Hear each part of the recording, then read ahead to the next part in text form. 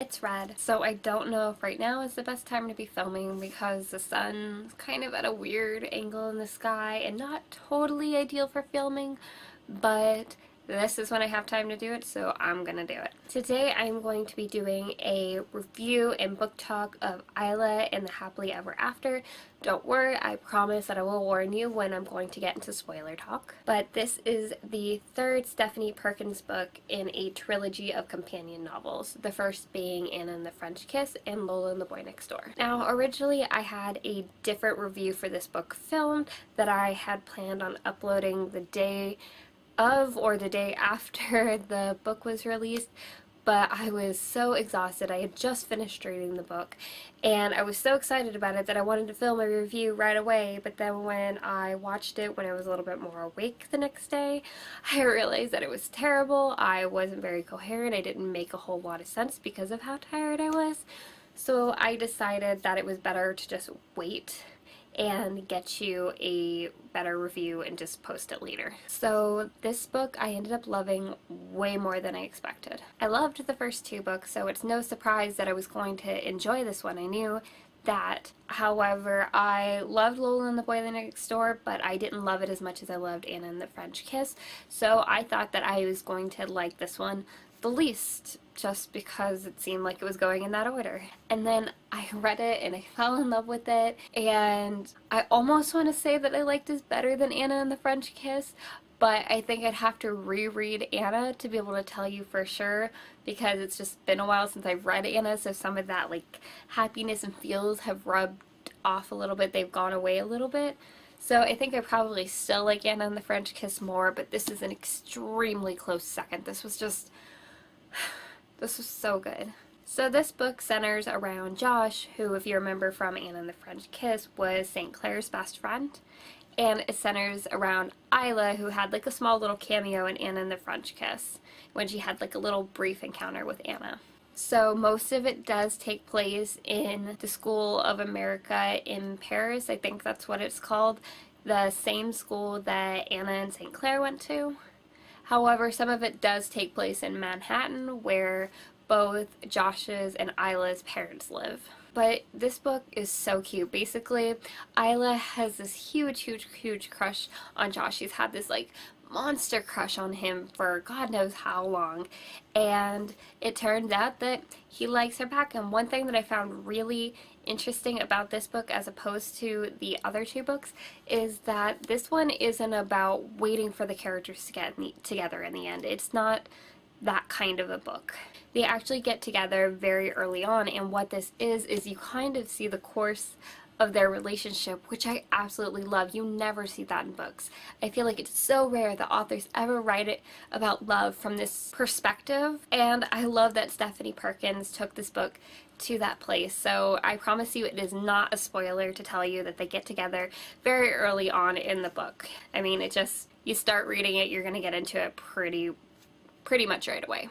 But I love how you see how they really meet, how they start to fall in love, how they start dating, and everything that life throws at them while they're in this relationship, and you really see the course of their relationship. And obviously I'm not going to tell you without warning the things that happen between them, that happen in their relationship, but it's definitely different. And I liked the idea of it, but I didn't know she was going to pull it off right away, because if you're not waiting for the characters to get together in the end, like, what are you waiting for?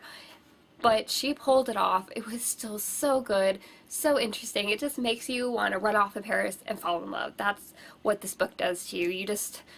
Or run off to New York, because, you know, Josh is there too. I fell head over heels in love with Josh. I thought that I was head over heels in love with St. Clair. I always really liked Cricket, but he was never one of my imaginary, like, fictional boyfriends. But St. Clair, I would say, was pretty up there with that. But I think, which I didn't know was possible, I think I like Josh more than St. Clair.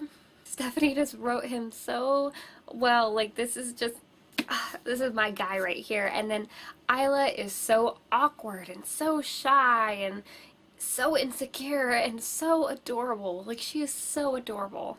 On Goodreads, I rated this 5 out of 5 stars, even though really I probably give it about a 4.5, but that's still pretty up there. Like, I wish Goodreads did half stars because that would just make my life so much easier. But no, 4.5 stars for this book because I absolutely loved it.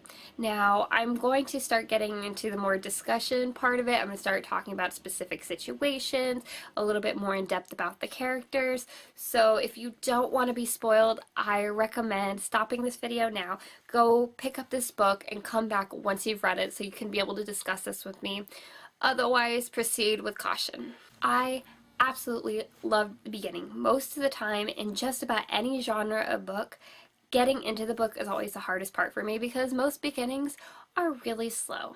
They're slow, you know, you're just getting things going, you're just kind of introducing things, so it's understandable, but slow nonetheless. This book, not like that. Stephanie Perkins really jumps right into the mess of things. I mean, I loved how, not just that they met in a cafe, but I love how Isla was just completely drugged up and dopey on all these pain medications because she just had her wisdom teeth out, and somehow she managed to get from her apartment to this diner in one piece in the middle of the night where Josh just happens to be. And despite all the ridiculous things she says, like yummy tummy and just, oh my god, it's so adorable, so funny. I was cracking up at this scene. And I love how despite all the ridiculous things that she says, it kind of just makes him like her more. He's so sweet to her. He makes sure that she gets home okay, you know, that she doesn't do anything too crazy. And it's just, I feel like it's such a perfect way to start the book. One thing I will admit that I found a little bit unrealistic about this book is the fact, not the fact that she had this monster crush on him for a few years. I feel like that's totally reasonable for a person to undergo that.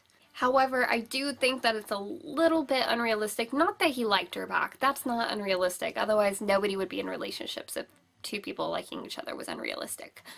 But it was more of the fact that he happened to have an equally big monster crush on her for an equal amount of time.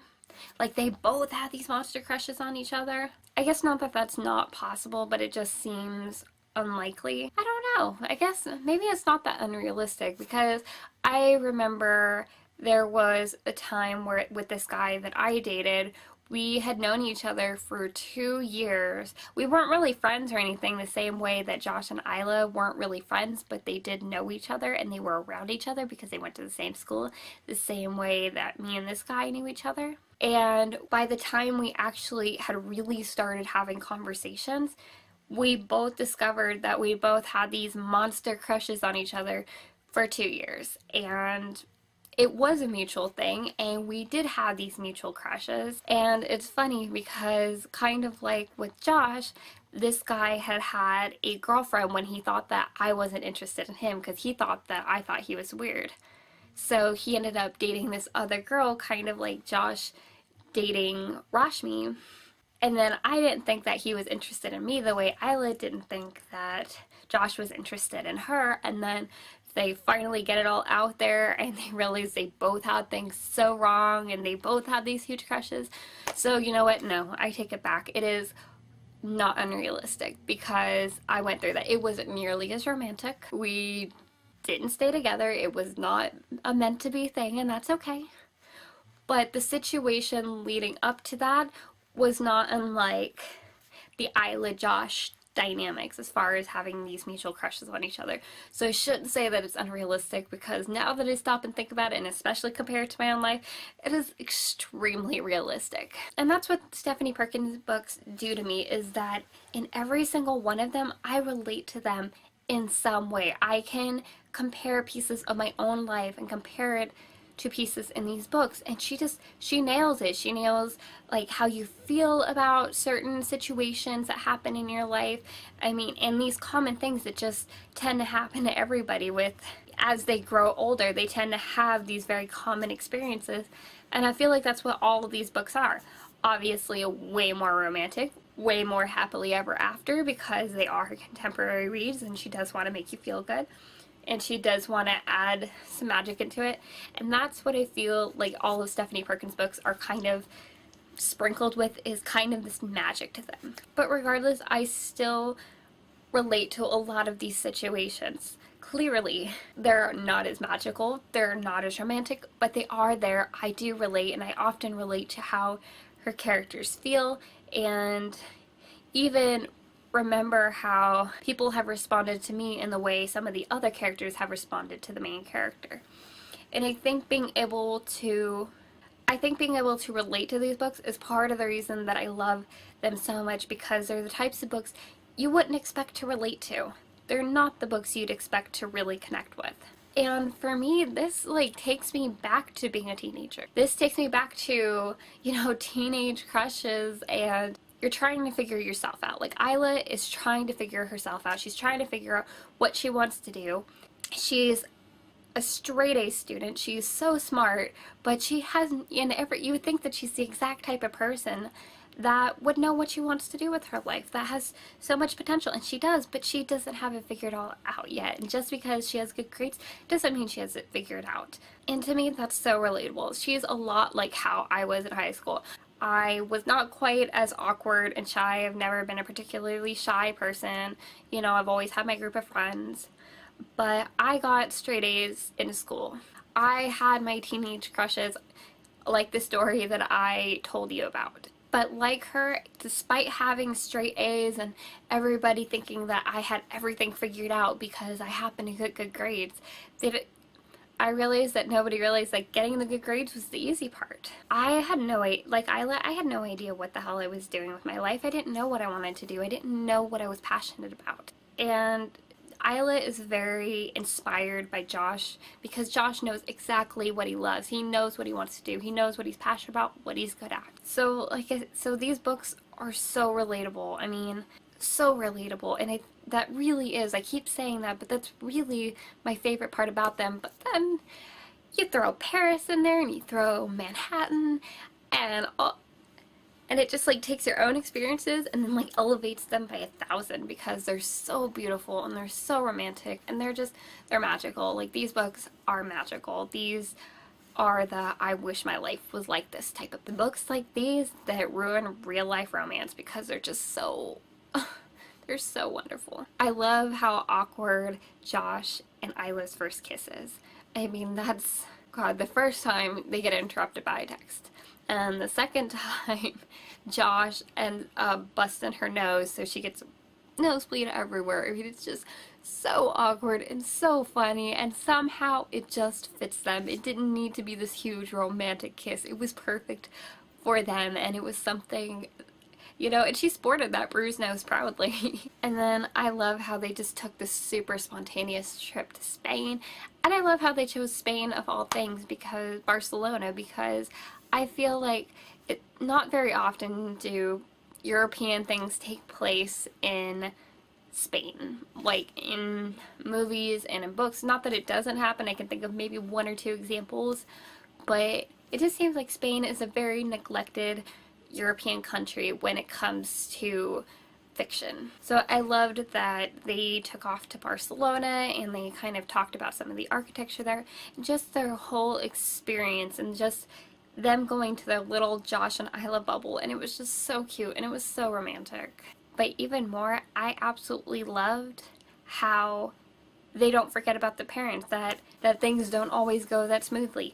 They got caught and they were in big trouble, and because of that, Josh got sent back to Manhattan and had his phone taken away, and it was a huge strain on their relationship. And I think that's what happens to a lot of relationships, is that life takes its toll, and it's about whether you can work through it. And it's a Stephanie Perkins book, so even when they broke up, you knew they were getting back together. You knew that Stephanie Perkins wasn't going to do that to you. She wasn't going to leave you without that Josh, Isla, happily ever after resolution. It just, we knew that. We trust her. We trust her not to break our hearts.